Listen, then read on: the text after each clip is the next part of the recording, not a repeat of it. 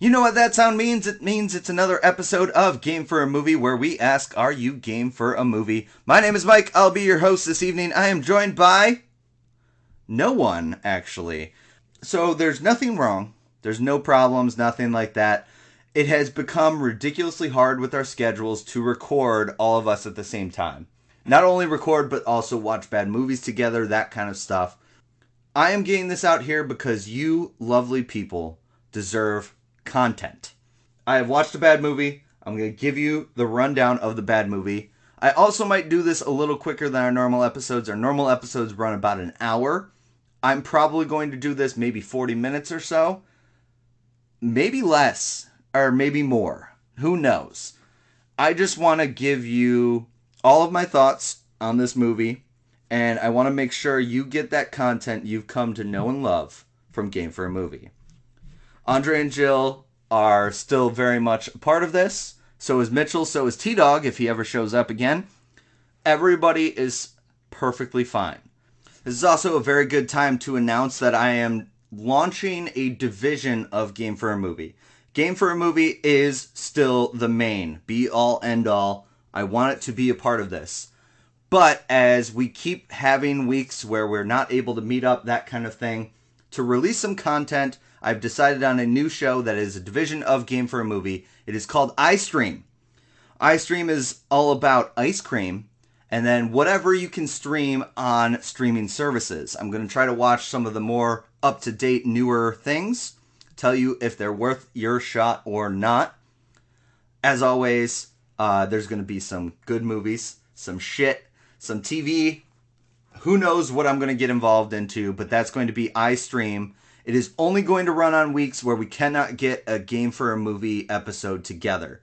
And it's probably just going to be launched under the same name or under the same umbrella because I don't want to lose everybody. Honestly, it truly is a blast to be able to talk about good movies, bad movies with some of your best friends. So, Game for a Movie, main show.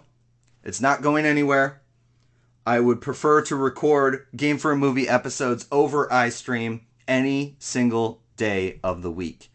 But because you deserve content and because I don't want to go like we have the last 2 months without an episode, I am launching a separate project. It's not even that separate, but I'm launching a separate project so that there's constant content coming your way.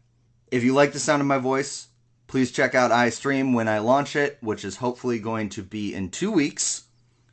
I will be at a good buddy of mine's bachelor party this weekend, so there's probably not going to be a Game for a Movie episode or an iStream episode, but I still hope to get new content out for you shortly. Alright, enough about that announcement. Let's jump into what am I drinking. We always do this on the show. I have a Foam Economics Pilsner. It is a slow pour Pilsner from Black Pond Brews, which is in Dayville, Connecticut.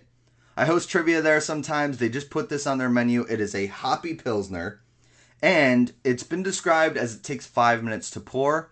Trust me, it is worth every minute waiting for it. It's like a Guinness in the fact that it just gets better the more you let it sit. I chugged it when I was hosting trivia there the other night. They gave me a 4-pack after the night.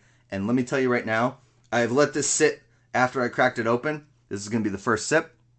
It's still delightful in the can. And I don't get paid more for trivia by giving them a shout out, but I do like them a lot. I just wish they weren't as far away as they are. They're an hour and a half from my house, so it takes 3 hours for me to drive there and back. This place would be my local neighborhood bar if it was closer. Enough about what I'm drinking. Let's talk about what I watched. As Being Bookish podcast guest on our Twitter account, that is at Game for a Movie, you can always guess our bad movie, and you can get your promo featured in the episode if you guess it first. I watched 2017's The Mummy. The one with Tom Cruise. Yes, that one. So here are some of my thoughts on the movie. I'm going to tell you basically my notes as I was watching this movie because I typed a lot of them. There's like 5 pages of notes, 1,010 words.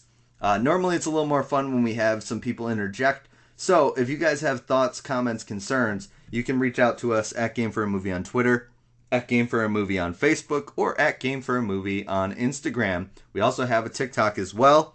That's when I'll be taking you behind the bad.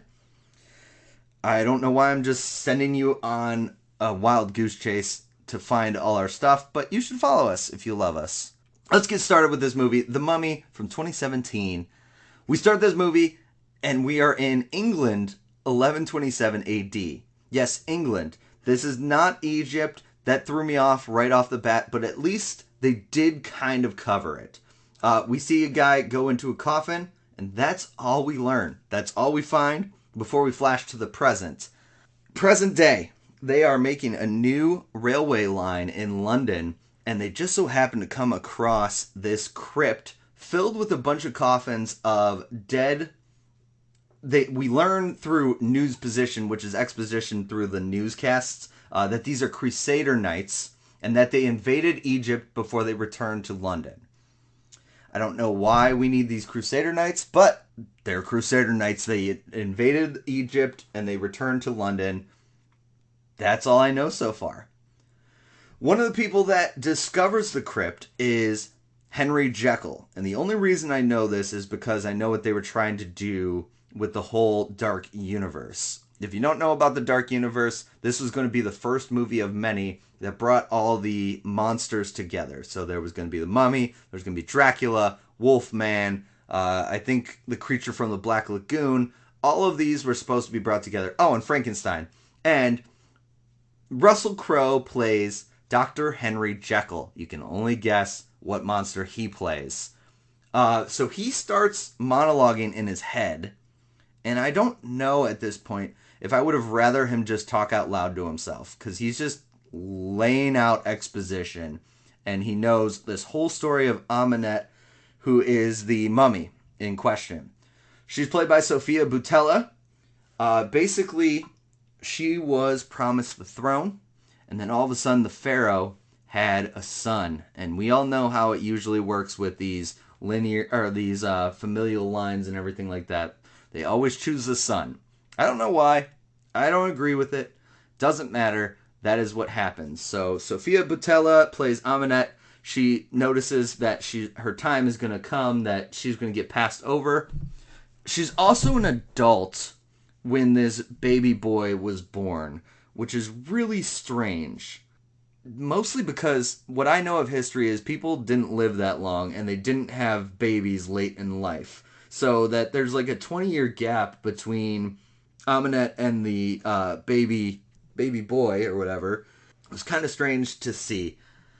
But she makes a deal with essentially the devil. They don't ever clarify. It's just this demon that it's like the demon of life and death. She makes a deal. She kills the baby, kills her father, and then she tries to release a demon into the world through her chosen beloved. I said at this point, dear Lord, this is dark, therefore the Dark Universe. And I will also say the color palette was very dark for this movie as well. It really was a dark universe.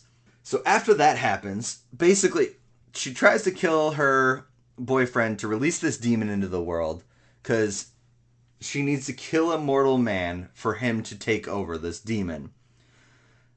Basically, the ritual gets interrupted, she gets mummified, he gets killed, all this stuff happens. So now we flash to Mesopotamia, or Iraq, present day, and people are shooting these historical figures, and so we meet our two main characters. Our two main characters are played by Tom Cruise and Jake Johnson. And honestly, at this point, I kind of like their chemistry. I think a buddy comedy between the two would actually be okay.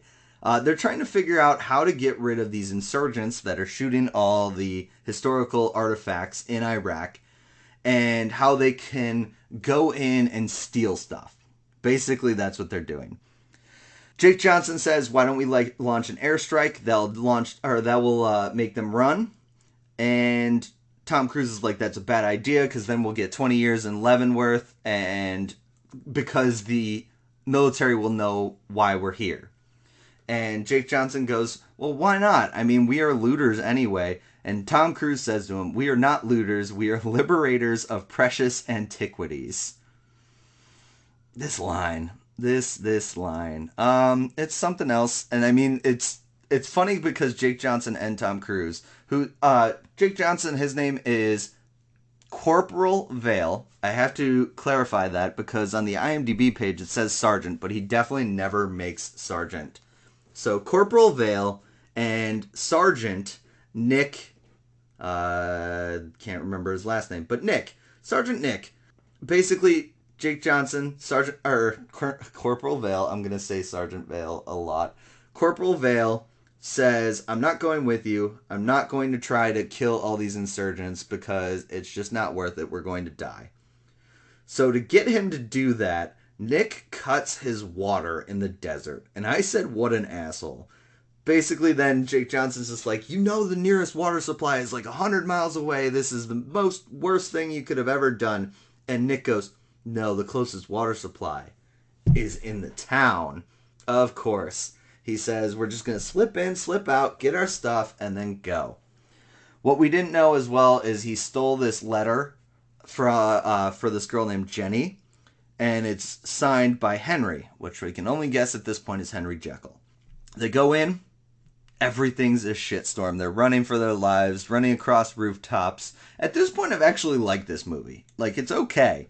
It's not great, but it's kind of fun. Jake Johnson and Tom Cruise really have decent chemistry. I don't know if it would be the best buddy comedy, but it would be enough that I would actually like enjoy myself kind of thing.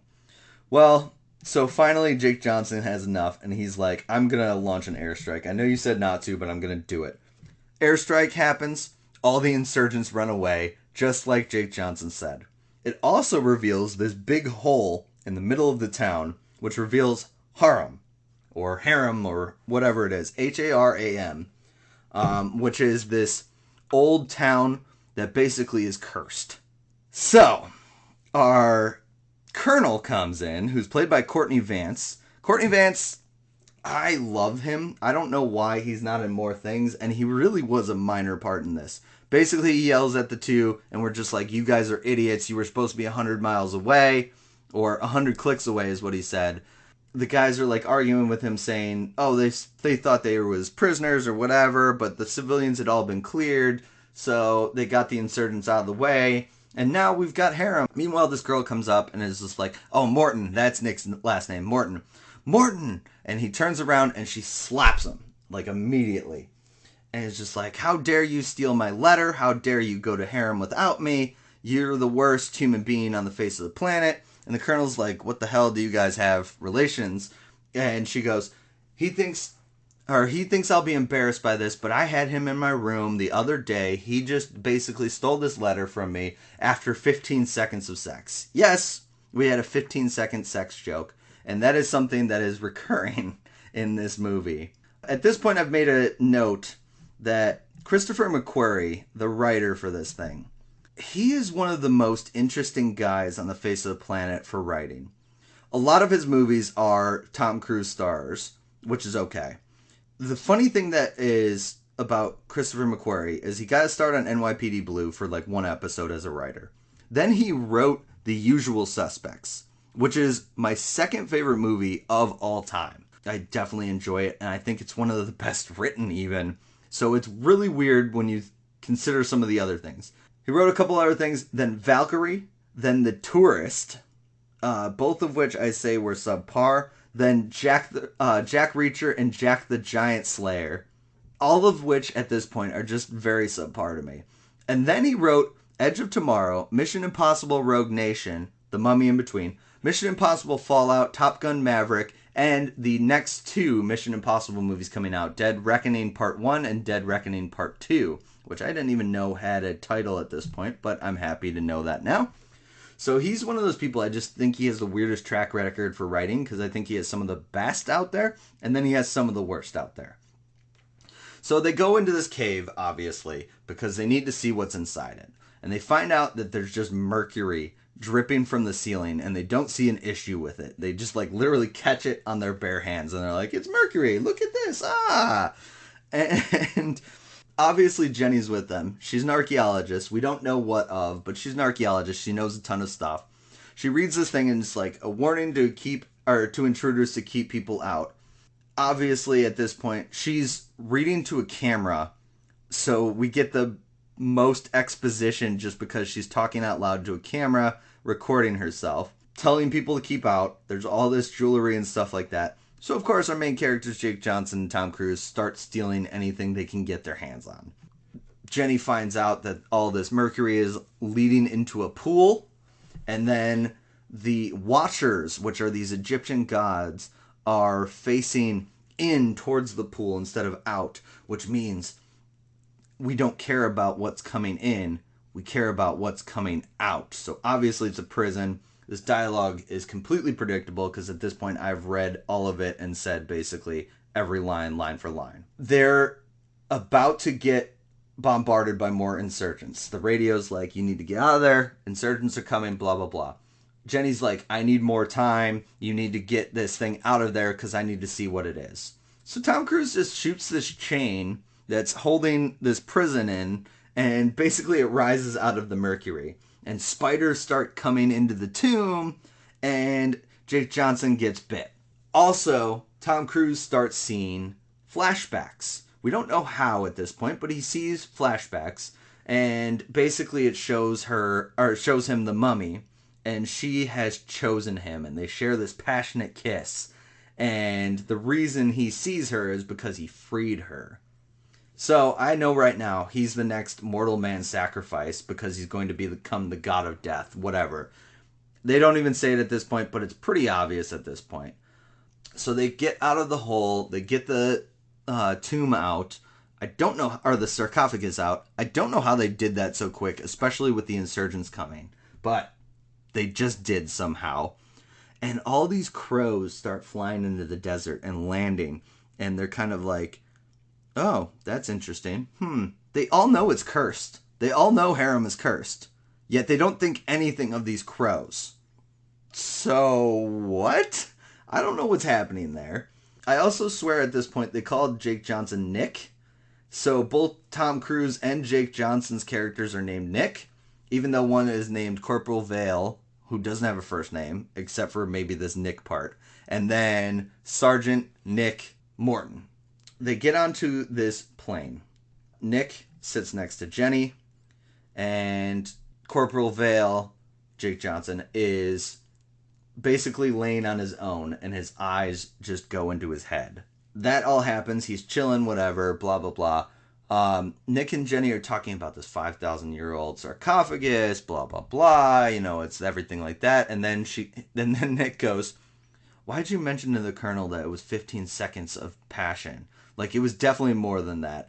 And Jenny's going, this is the biggest discovery of my life, and you want to talk about the sex? Really? So she walks away. They all kind of fall asleep. Nick has a flashback to see this girl and finds out that he's being called Centapaye, which is the chosen one. And he wakes up all of a sudden out of nowhere because he saw that this ceremonial dagger is getting jabbed into his chest. And he sees that Jake Johnson is standing over the sarcophagus. Courtney Vance, the colonel, is standing over and going like, what the hell are you doing? Get away from that, blah, blah, blah. And Jake Johnson stabs him twice. At this point, this movie is okay. Like, I'm alright on this. Well, they're freaking out about the fact that Jake Johnson has like his eyes in the back of his head and he's just like walking towards them. So he accidentally gets shot 3 times by Nick. So I'm thinking to myself, there goes your biggest stars. Courtney Vance doesn't come back the rest of the movie, and Jake Johnson is gone for a significant amount of time. They're trying to figure out where they're going, so they go to the pilots, and these birds all of a sudden fly into the engine, and they fly into the cockpit, and the plane is going down, and we get the trailer scene. This is the scene that you've seen where the plane's going down. Nick gives Jenny a parachute and like pulls it, gets her safe, and then Nick crashes into the ground. Tom Cruise is dead. That's the end of the movie, right? No, there's much more. I'm going to take a quick break. I'm going to give you a promo as well for our friend Being Bookish podcast. Ray is amazing. Check her out. Literally, she is one of the first people we met on Twitter. She is truly phenomenal. Her show is amazing. I can't say enough about her, so please be sure to check out her show.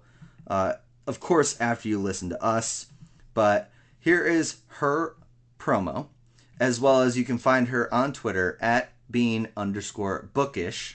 It is a world of spoiler-free book reviews in a podcast, all fiction genres, always looking for fiction book recommendations, and she is based in the UK. So here is Ray's promo for her show Being Bookish. I'll see you after the break. Light the candles, get yourself a fresh cup of something hot or a glass of something chilled, and settle back to enjoy a selection of 100% spoiler-free book reviews. Whether you're a fan of cozy mysteries, horror, romantic comedies, science fiction, or anything else you might find on the bookcase, Being Bookish is a great place to start. Join me, your host Ray, as I take a joyride through the books on my bookshelves and journey into new territories with recommendations every week. You may even hear a few interviews with authors along the way. Find every episode of Being Bookish wherever you find your podcasts.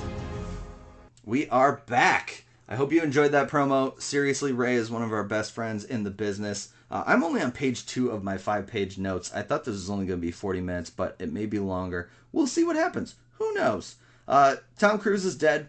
The plane has crashed. And basically, they need Jenny to identify the bodies.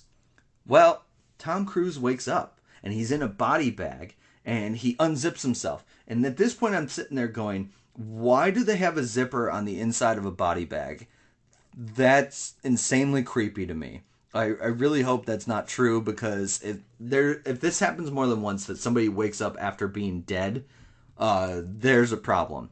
He has a toe tag on. He's like freaking out. He also sees Jake Johnson. And Jake Johnson is still looking like he has his eyes in the back of his skull. He basically says to him, we're both cursed. You need to do whatever she wants so that we can get past this curse right away. And then, of course, there's this whole scene of Jenny and the medical examiners coming into the room, and he's naked, and he's talking to himself in the room. So Jenny's onto him and is like, there's something weird with him. Maybe I should take him to go see Henry. Meanwhile, we have a scene across London. Basically, there's these guards that have found the wreckage of the plane. They're trying to figure out what they can salvage and everything like that. One of the guys comes across the sarcophagus and it's empty. And then we get a bird jump scare. Because you know what's better than normal jump scares? A bird jump scare. The guy is examining the sarcophagus. He sees this body outside of the sarcophagus and is like, okay, I need to check out this body. Flips her around, and it's the mummy. And she is looking skeleton-ish. And so we're all kind of like, cool, you know, she's been dead for this many years. The guard is just kind of like, this is no problem, blah, blah, blah.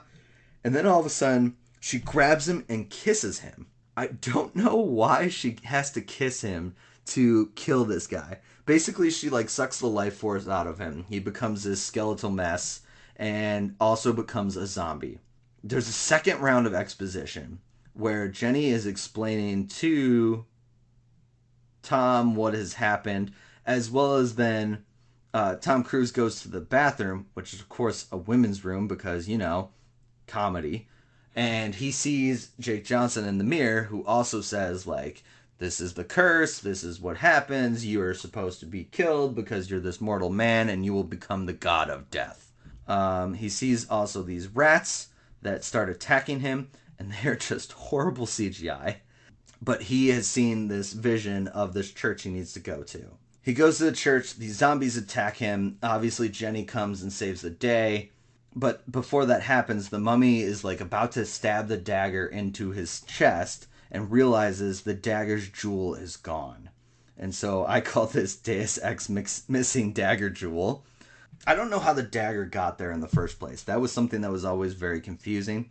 And basically, they're talking after they get past the zombies, after they get past the mummy, they start talking. Like Jenny and him start talking, and it just becomes like so serious, so melodramatic. And it's this movie. What the biggest problem with it is it flips from melodrama to like Marvel humor, where it's like very forced and out of nowhere, and it doesn't serve a purpose. It's just there. They get attacked in their ambulance, which is the most inconspicuous vehicle ever. And so like the mummy is like standing over Nick and is about to like bring him to get the jewel and everything like that, when all of a sudden she starts getting shot with all these like harpoons and these like blow darts and whatever. And basically it's this mysterious crew. We don't know who they are, and they also shoot Nick, and then Jenny's just fine. We get taken to the Monstera de Prodigum, which is basically a warning of monsters. This is the home of Jekyll and his team. And just in case you didn't put two and two together, that is Dr. Jekyll and Mr. Hyde, I think y'all are smarter than this movie is. He basically grabs like this, I'll say, cure, and he starts transforming into Hyde and jams himself in the hand so that he doesn't become Hyde. And it just reminds me that they wanted this dark universe just so badly. They were setting it up and everything like that. They thought, no way this fails. We're going to get this dark universe. Yeah, no. Mm-mm. So they take him over to the mummy. The mummy is being like, she is basically tied up. They have these things going into her neck that are just filling her blood with mercury. So it's basically going to kill her. And then they are going to dissect her and find out what makes her tick and everything like that. And of course, Jenny's upset about it. She's like, this is the best discovery I've ever made. I've been working for you and your secret government for forever. What the hell? And they also tell Nick that he's connected to her and he won't ever get away because he's cursed and she's inside his head. So she's inside his head, and we need to figure out how to get you away from this curse.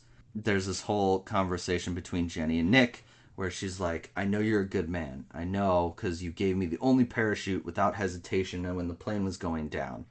And he goes, I thought there was another parachute. And like it's like 100% just like awkwardly delivered, and I just put get wrecked at this point. Jenny starts talking to the mummy to try to get her to like release Nick from this curse. She of course is like, no, he's been the chosen one. At this point I also think if Nick is cursed and the chosen one, like they just kill him. Just kill him. Because then she can't get what she wants. That's what Jekyll was thinking as well. And so they get the jewel and they bring it, because the one place that would be perfect for them to bring this jewel and this dagger together is where the mummy is. You know, movie logic. So they have it all together and they're just like, we're going to kill you, Nick, but it's for the greater good. And basically, Jekyll starts having these problems and you're like, oh, he's going to turn into Mr. Hyde. Okay, yeah, this is going to be a problem. Nick grabs his antidote. And meanwhile, Aminette is able to get free enough from this mercury thing to get a bug that she can control, like a literal bug cockroach thing, to go into the security guard's ear to free her. So Hyde and Nick are having this fight. There's a security guard that's basically worried about the fact that Jenny's just like running around in the facility, even though Jenny is just like trying to go to the mummy and make sure she doesn't escape, like everybody probably should. And the security guard frees Aminette. She starts vomiting this fake mercury, and it's like really bad CGI fake mercury. And Nick is having a hard time with Hyde, but they're locked in this room together because the facility knows what Hyde's problems are, and they won't let him get away. And so they're just like fighting and like throwing each other around the room, blah, blah, blah. Nick gets away enough that he can grab the antidote and just jabs him in the chest. And like Hyde's like, good work, and then throws him across the room and then starts convulsing and becomes Jekyll. When did Russell Crowe become bad at acting, by the way? because this was awfully acted. It was terrible. There's no good delivery of lines for either character. I was hoping it would be better because I thought he could handle this. This would be a good role for him. Nope. Mm-mm. So they find out that, or Jenny says, well, if we destroy the stone, we can save the day. And you won't be cursed anymore, blah, blah, blah. They're like, okay, we're going to grab this stone, we're going to destroy it. So Nick and Jenny run together. Of course, there's this fire that explodes up, separates the two, and Nick stops because Amunet is in his head and is like, I'm going to save you. No, that's not what happens. Amunet runs away, grabs the dagger, and is like, I'll see you another time. And like runs away to where this crypt was found because she's like, I can make these guys zombies. You know, as they do. Nick and Jenny run away. There's this sandstorm through the city, which is probably one of the best powers that she has, and they only use it once. It's a waste of time. And then Nick sees Vale, or Jake Johnson, and Jake Johnson's just like, come on, I can help you. I can help you get the stone, and I can help you smash it. I don't get this part, because literally Vale told him, you need to do what she wants so we can break the curse. It's not even like you were tricked into this believable situation. You knew what his intentions were from the beginning. You knew exactly what he wanted. So I just don't get it. I don't get that, and I don't get the zombies, and I don't get anything at this point besides the fact the mummy wants to kill Nick, Jenny wants to save him, and Nick's worried now because obviously Jenny is going to die. That's what he is told by Jake Johnson. I, at this point, grabbed my beer, and literally it was 5 seconds. And now they were just underwater. Long ago in the news position, they mentioned that it was under the river. So I'm wondering if the mummy like opened the wall or something like that, and the river just started flowing. And basically, the zombies grab Jenny away. Nick tries to save her. There's like 50 zombies, the mummy, and one cursed hero. I wonder who's going to win. Amunet has killed Jenny. Jenny is dead. Like, completely dead. I thought it was just going to be one of those situations where, like, oh, your kiss has woken me up. It wasn't that. And Amunet thinks she has a handle on the situation, so of course she sends away the zombies. She's feeling confident. She knows at this point. So she's like, I'm in Nick's head. I can kill him. He can become the god of death. And especially because I killed his girlfriend, if he becomes a god of death, he might be able to bring her back so that she can live a normal life without him, but at least live a normal life while he just goes on this rampage and starts killing people with Amunet as his queen. Nick's like, no, you killed the girl I love, which I've only slept with for 15 seconds or whatever it is at this point. And so they get into this huge fight. She throws Nick, like, neck first into a stone tablet. His body literally crumples in the CGI where his neck goes across the tablet and looks like it's probably snapped, yet he lives through it. There's a bunch of scenes like that where she just kind of like basically does something that would probably kill him and he survives somehow. So then he's like, she's trying to convince him, if I kill you, I make you this god of death, you can bring her back. And he's like, maybe this is a good idea. So he gets close to her and he's like, I can get the dagger. I might be able to pull this off. And she licks his face. I don't know why. Again, she's just so sexual. I don't get it. I don't know why they never explain it. They never say like she needs to be sexual to get life force or whatever. He says something like, I don't remember the exact line, but he said like, I'm going to save her. And so she throws him across the room again. There was a wooden box coffin that he was thrown into, and his dick literally went into this wooden box. Like, it went curved into it, and he just gets up fine. But he also grabbed the dagger from her and starts smashing the stone. And she's like, no, if you give me the dagger, you'll be the god of death. You can bring him back. I bring her back. Do it. Don't leave her. And so he's like, well, if I'm the god of death, I can bring her back on my own. So he stabs himself and kills himself and becomes the god of death. He is Set. Like, Set is the god of death. He is Set. So he's like walking close to Amunet and is like, my love, we will control this world together. And he sees behind her Jenny's lifeless corpse. And all of a sudden he just starts fighting it with willpower, but in the very Tom Cruise way of just like, ah, ah, ah, ah.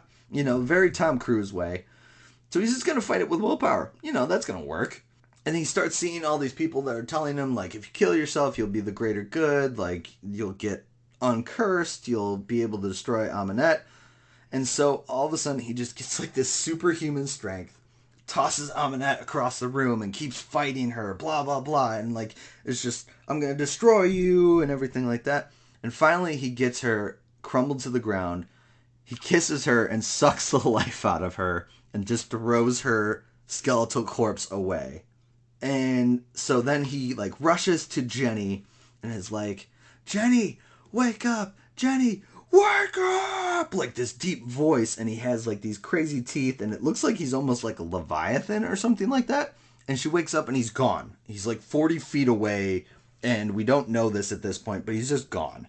And she's like, how am I alive? And he's like, good, you're alive. And she, like, walks up to him, but he's in the shadows. And so we don't know what he looks like. We don't see what he looks like anymore. But he sacrificed himself for her. So she's like, oh my God, like, I'm so grateful for you, blah, blah, blah. And he's like, I don't want to hurt you. So I'm going to go away before Jekyll and his crew come. And so I just kept wondering, is he like the Wolfman? Is he Dracula? Is he a Leviathan? Is he a mummy now? Like, we don't know. And the line that was given as Jekyll comes in, he goes, he found his redemption, but it was at a great cost. He's a monster now. And somehow he also brings Jake Johnson back to life now. And they're in the desert, back where they started, essentially. But Nick has his face wrapped up by, like, turbans and stuff. So we don't know what he is. And Jekyll just says to Jenny in, like, this exposition to close the movie, well, we may have to hunt him one day, but sometimes it takes a monster to fight a monster. And they put the Amunet into this Mercury tomb again and said that he's still connected to her, so she may come back someday. And that's the end of the movie. And that is the end of the dark universe that they were trying to create, because it just didn't work. This movie. I don't know. There's just points at it of just boring. And then there's so much talking. It would be totally cool if this movie was more action-packed and everything like that. And I also don't get the tone. Because, like, sometimes it's super serious, and sometimes it's like the 90s Mummy, which never got too serious to outweigh the fun, which is why I think that movie worked more. Plus, Brendan Fraser, I think, is a better comedic actor. I know Tom Cruise had his moments, like, earlier on and everything like that, and he still has some good depth to his comedy, but, like, Brendan Fraser was able to balance the action and the comedy, and it worked. And I especially think it worked for a movie like The Mummy. If you would have put Tom Cruise in the 90s Mummy, I don't think it would have worked the same. So that's one of those things that just throws me off about this movie, because sometimes it's just super serious, like melodramatic, over-the-top drama and everything like that. And then sometimes it's this Marvel joking, like, oh, 15 seconds of sex, blah, blah, blah, you know, that kind of stuff. And I don't know, it just didn't work. It just didn't. Russell Crowe was awful. Jenny was great. She's Annabelle, what's her last name? I want to get it right. Annabelle Wallace. Sophia Boutella played Amunet, and I think she just didn't have enough to do, because she was actually pretty decent for the Egyptian at first, and then the Mummy for the entirety of the movie. Tom Cruise is Tom Cruise. He's doing stunts, which is great. He did a lot of good stunts. This movie won a lot of awards of, like, bad movie, worst movie of the year, worst supporting actor in Russell Crowe, blah blah blah, all this stuff. But one of the things they did win was best stunt rigging, and I will say some of the stunts are very well done, what you can expect in a Tom Cruise movie. So yeah, that's 2017's The Mummy, the bad movie for this week. Overall,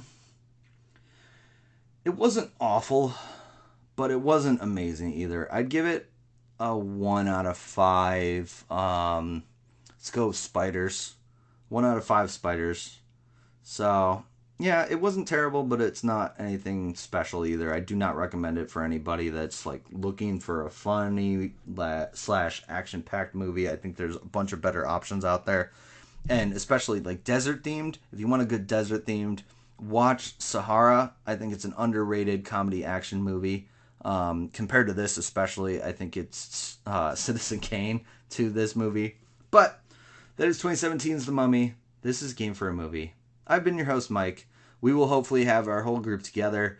Stay tuned for iStream, which may come out hopefully in 2 weeks, especially if we can't get together for a Game for a Movie episode. Like I said, that's going to be a lot more sporadic because I'm just going to do that when we don't have a Game for a Movie episode.